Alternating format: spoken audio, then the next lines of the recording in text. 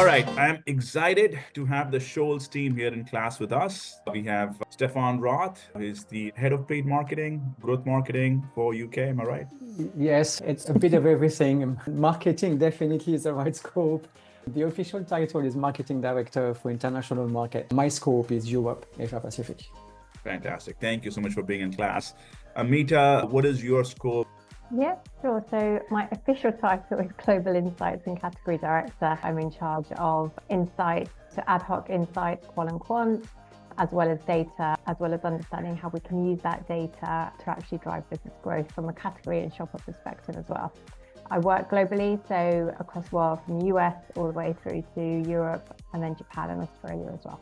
Amazing. Wow, that's a big scope. Can I ask you a question? Because of the nature of the role you sit in, you get to see insights in Europe, and Europe itself is a continent, so many different markets and customers, and then of course US and of course Australia and Asia Pacific. Are they very different? Are these audiences very different? Or are they very similar from your brand perspective? It's a good question, guys. It's $1 million question.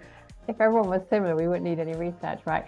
So you kind of go from the spectrum of every market saying that their consumer is very, very different to other markets, versus the fact that we as a global team need to find similarities across markets so we can operate at that kind of consistent, holistic level.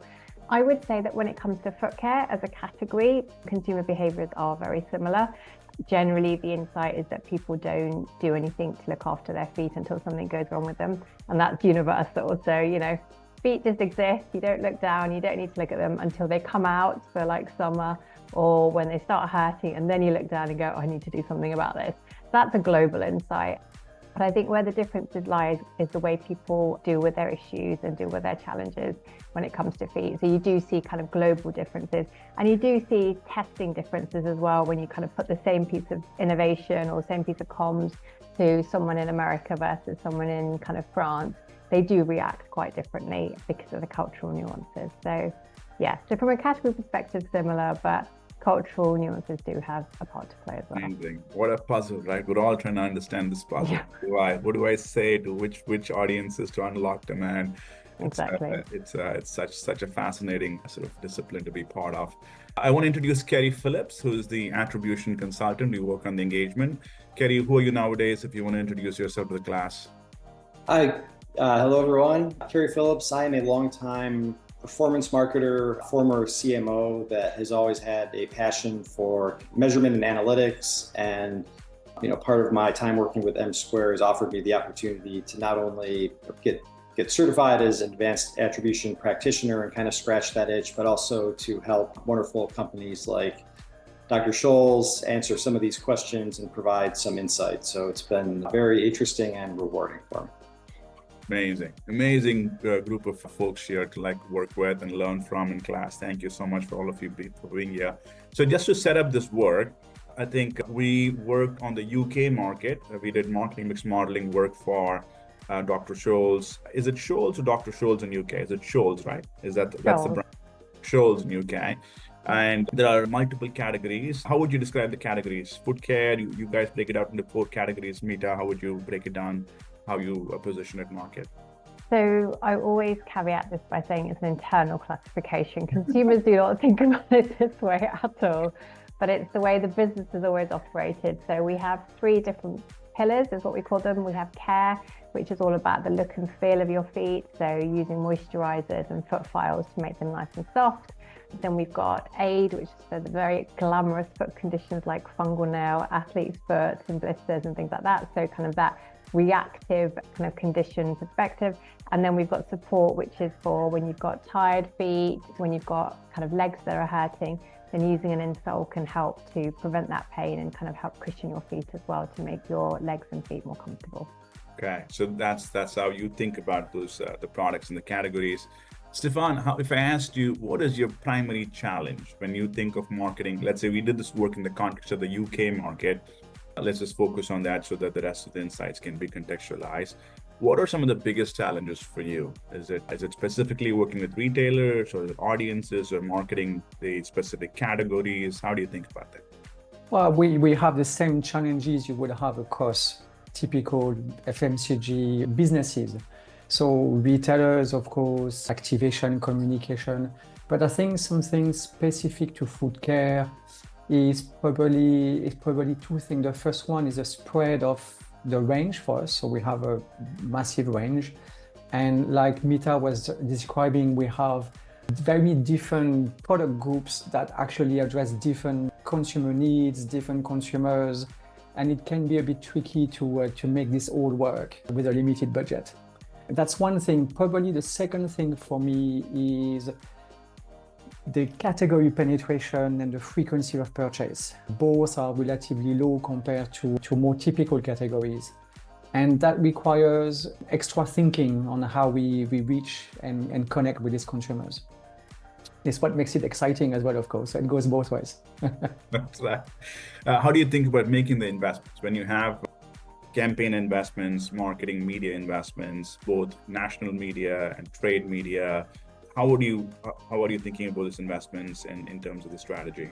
Yeah, but that's another $1 million question, really. It's back to the plans. It's back to understanding of the dynamics, understanding of what unlocks goes the quickest, the easiest, and then prioritize from there. So it's not always easy.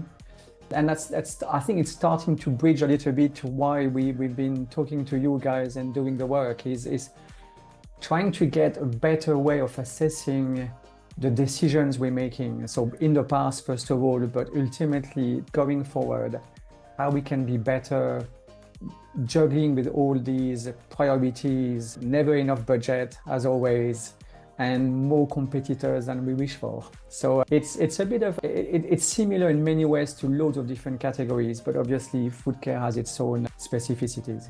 Do you have a specific goal for the national media execution compared to the retail media execution? Are you thinking about them differently, or are they more or less the same bucket for you?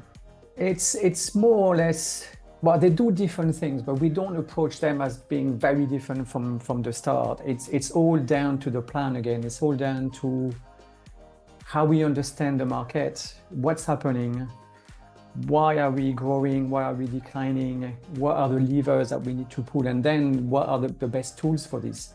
So usually it's a mix of both. They both are needed. You can do similar things in some of it overlaps in some ways. And then when it goes to this, it's down to cost, to expected ROI. Retailers, you obviously have the other layer of relationship that we have to manage. So it does help investing with them. But no, they're part of the toolbox, the solution, but we're not approach them completely separately at the start. Right. And Mita, if I asked you, what were your goals as an insights professional for the marketing mix modeling work that was taken up here, how would you describe the business questions that were top of mind in sort of approaching this project? Yeah, so I think the initial brief or question was, how do we prove or prove that our media is working at a very basic level? So from an insights perspective, what was important to understand is we're investing behind all these different types of media, but actually is it driving the business we want, but also matching the goals that we need it to meet? So that was kind of like the underlying business question. There was also I guess, not a business challenge, but an internal view that was mixed about MMMs in terms of, understanding whether they really do give us the valuable insights that we're looking for as a business in order to understand how our media is performing. So there was a kind of internal barrier that we wanted to overcome as well to show that, this is a valuable tool. This is a tool that can really help to optimize our strategies and our thinking going forwards when it comes to media. And that was kind of the internal objective that we were trying to look at as well. What is the role of marketing mix modeling in your this, and whether it can help you make decisions? Okay. All right, Keary, let's move to you. Now you've heard how they shape the business questions and the problem statement. How did we approach the problem? What was the marketing mix modeling strategy or the measurement strategy you put in place to address some of the questions they have? Sure. So, we took a look at the media mix, obviously, which is fairly diverse, includes offline and online channels.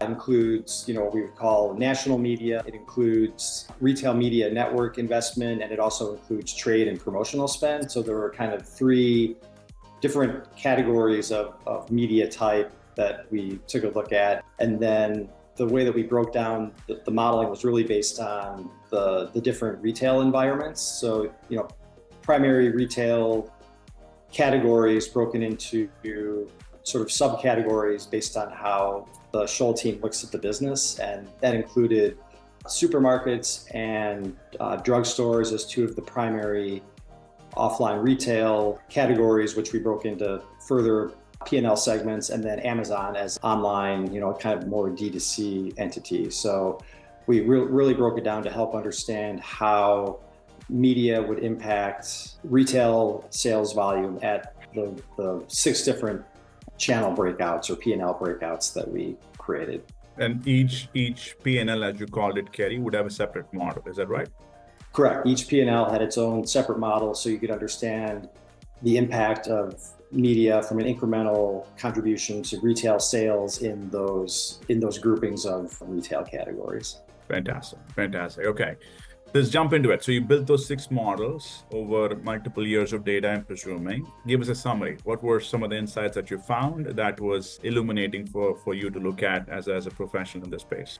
Absolutely. Yeah, we had, I think, about a year and a half worth of data. So it was a little bit less than the ideal, kind of 2-year window, but there was still enough to create some, kind of solid, reliable models around. A few of the insights that popped out were media and promotional spend and impact was very strong. Not all channels behave exactly the same, and there are, differences in efficiency across them. But generally speaking, we saw some pretty strong performance there. We saw Amazon in a very interesting light, and the way consumers seem to use it as a shopping channel. There was, a fair amount of halo from Amazon into other retail outlets, which, we don't always see. And some of this is a little bit of a phenomenon of the foot care category, which Mita can elaborate based on some of the data that they see. But we thought that was pretty interesting that, Amazon was definitely a strong channel, but it also had more impact more broadly than we might have imagined. Let's unpack that a little bit. So, yeah, you give us the insight itself. What is the consumer behavior insight that you kind of stumbled on? The consumer behavior insight was that, in particular, for some of the Amazon retail media, which may be syndicated off of Amazon into other channels, that media activity was actually not just driving sales contribution within Amazon itself. It was actually we saw a halo effect into, other retail channels like drugstore and supermarket. And part of the hypothesis was that, people are price shopping, they're seeing the initial ad, they may be going to Amazon and kind of checking the price there, but then they may see that they can find it more inexpensively at one of the other offline retail channels that they frequent. So am I reading this right? That the promos that you run on retailers seem to have retailer impact, which is kind of at least surprising for measurement professionals. But you didn't seem to be as surprised when we talked through it. You seem to think that you were expecting that customer journey. Can you speak to that? Yeah, why don't you speak to that? Yeah, definitely. So last year we ran an extensive shopper study across 7 markets, spoke to over 12,000 people. And one of the biggest learnings was that about 2/3 of people use online in their path to purchase a foot care product. And it doesn't necessarily mean that that's where they end up buying from, but that online as a touch point is absolutely key when researching what's the best product for them. So there was a number of people that will go in store, have a look at the options, and then go and buy it online. And then vice versa as well, people that would do the research online, understand which is the best product for them, and then go and buy it in store. So it really is a kind of omnichannel approach type of category, that's where we really need to think about how we get that consumer and that shopper at the different parts of the shopper journey. And that's why we saw what Keary's talked about, which is that Amazon is key, but not necessarily always for that final purchase. Amazing. So they're sometimes using it like a search engine to do research as opposed to do a transaction. And then it goes both ways. Sometimes the research on Amazon, buy offline, research offline, buy on Amazon. Amazing. A complicated customer journey to unpack. Stephane, how do you market to this? Well, that's back to the first question you were asking me. Doing our best every day. Yeah, but that is something we don't fully understand. So we know it's there, but we can't really leverage it well beyond the obvious reviews and making sure the hygiene is in place. And it was one of the topics to explore through that piece of work is to understand a bit more the scale of these overlaps, the scale of if you spend 100 there, is it 10%? Is it 80%? So that does help a lot in the sense of looking at the investment as a total pot and not back to your question you were asking also about separating retailer media and national media. Amazon media we used to probably have it more as a silo, and we're changing this because evidence is clear. It shouldn't be. It's sort of a continuum. So you have to take a more integrated approach to understand. Yeah, definitely. Yeah. Okay, so it's kind of changing how you look at these channels. So, and is that, I'm assuming not just in Scholl's, but across the industry, FMCG, as you would call it in Europe. Yes. In my experience, yes. We kind of plan it very much in silos. There's this force to break through those silos. I mean, that's got to be a lot of change management on your side, right? The whole disruptive, I have to assume. Yes, very, very disruptive. It's a big change, and it's not always a fair comparison either. It's difficult. Amazon, you have numbers, you have ROAS, you measure things, you know what's working or not. National media, it's a bit of a dark art. So when it comes to comparing and putting cases together and trying to get to the right decisions, you don't compare apples with apples. So that takes a lot of work internally and alignment. And again, having data through this piece of work is part of that solution. It's part of being able to compare better. There's also the way we set ourselves up in a background, of course, with our agencies and who manages what. For us, it's regions as well. We used to have regions doing slightly different things and having some independence. You have to break all of this. You have to bring it all together. One pot, read, but then clear data to be able to help with the decisions on an ongoing basis. Right, and it's also looks like the implications would be different for national media versus retail media.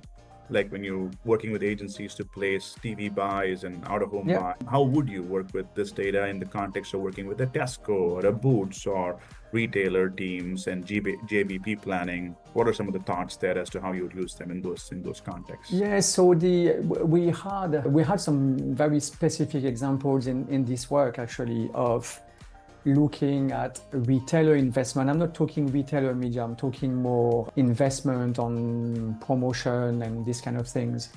We have data that allows us to probably influence better this relationship in terms of the cost to us versus the benefit to them and ways to optimize this in a way that's beneficial both ways. So concretely, we've seen examples where we should have spent less and better for similar results.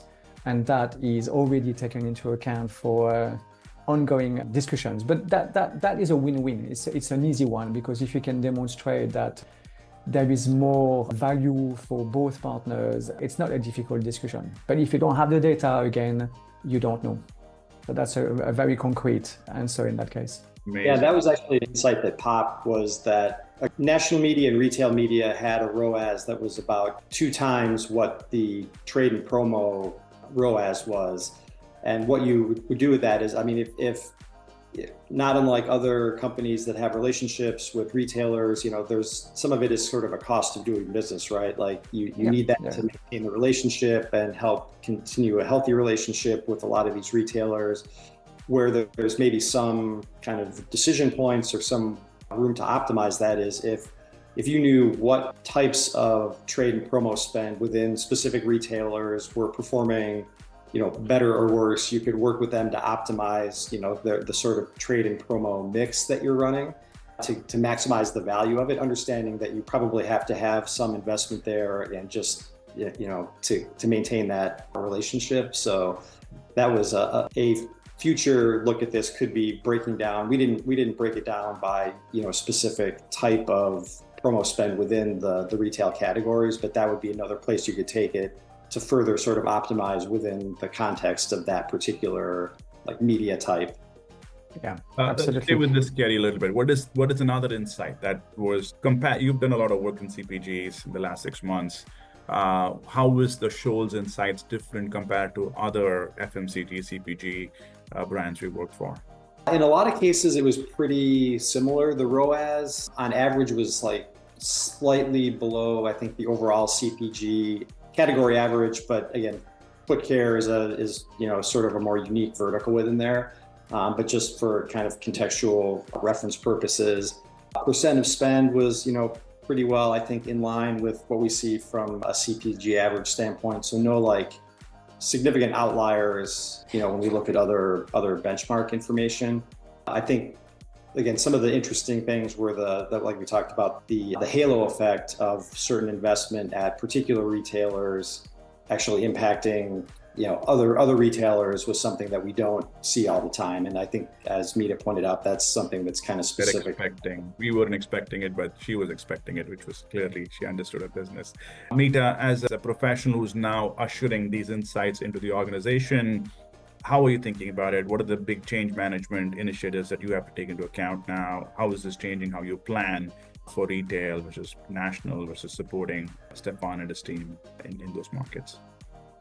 I think the biggest thing is ensuring that the right people that can make the decisions are on board with the insights. So I think the biggest learning and opportunity that I've had from doing this study with you is ensuring that people like the comms director as well as the e-com director are involved as much upfront as well as at the back end of receiving the results. So Stephane and I have rolled out the results. We've had some really good discussions with our comms lead and our e-com lead, because they are now thinking about what does this mean from a global perspective in terms of how do we implement what we're learning and how do we make the changes that are needed to make sure we're getting the better numbers when it comes to media effectiveness and efficiency. So I think that's been kind of one of the biggest things. We are now at the stage where we need to roll out to even senior management, and the case will be about pulling together the key slides and sharing that. One, these are the key insights as Keary has outlined, but also two, the value of attribution modeling and how we should be thinking about implementing that into the business going forward, particularly as we are looking to optimize the way we do comms when it comes to reaching consumers. Yeah, amazing. Any final thoughts for you? Anything that was incredibly surprising from your perspective, or incredibly like you were expecting to see that you did see? Yeah, what are the key sort of highlights from your standpoint?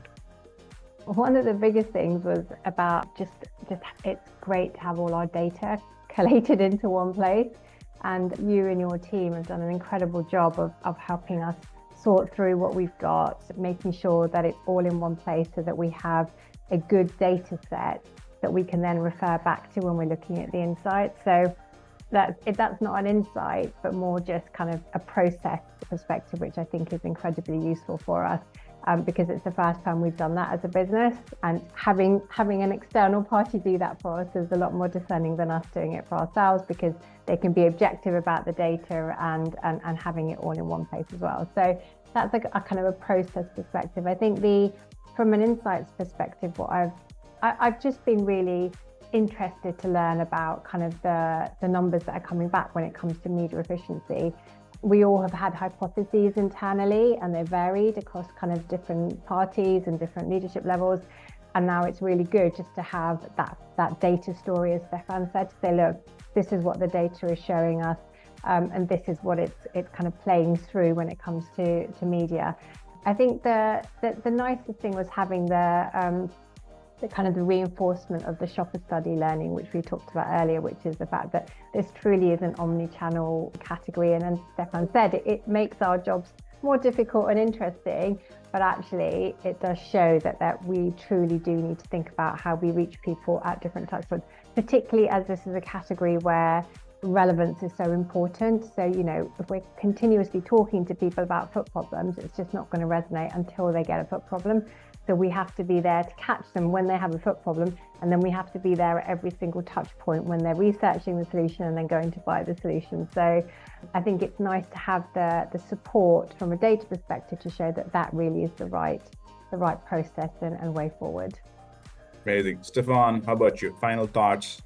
What are some key thoughts you have? Yeah, so I obviously fully align with what Mita was sharing. Probably a couple of other points for me that I've been reflecting on since. The first one is the need for us to be actually more joined up between our trade investment and our consumer A&P, typical A&P. We talk about it, we understand the plans, but actually looking at the numbers, was still surprised by some discrepancies in my understanding. And I would say we spend a lot of time scrutinizing our A&P investment and the return we get from it. And on the other side, I think we're a lot more flex with trade investment, a lot more pragmatic about it. But the bottom line is what we were saying from the data is that is not always as efficient as we want to, but it's still a pot of money that should be used for the same objective. So for me, that's definitely a need to be a lot more joined up about it and clear on what the money is doing and why it's spent this way and so on. The second thing, which I think is probably related to this, and it's more of an operational point, if we want to do a good job at this kind of work, I think you have to record the data upfront in a way that is suited for that model. Having to work back through investment in the past year and a half and reattribute and reallocate, you've lost a lot of colors in the way we do it. And now going forward, I think it's all about how you record it upfront. So you next time you do a run, you have much cleaner data and probably more accurate read on what is driving what and what is not driving what, which is equally as important. The process kind of clears up your mind. Yeah, it does. Yeah. How to organize yourself to get better reads as well. Fantastic. Keary, you'll have the last word. So what is your key takeaways on the other side of the table, learning from the execution?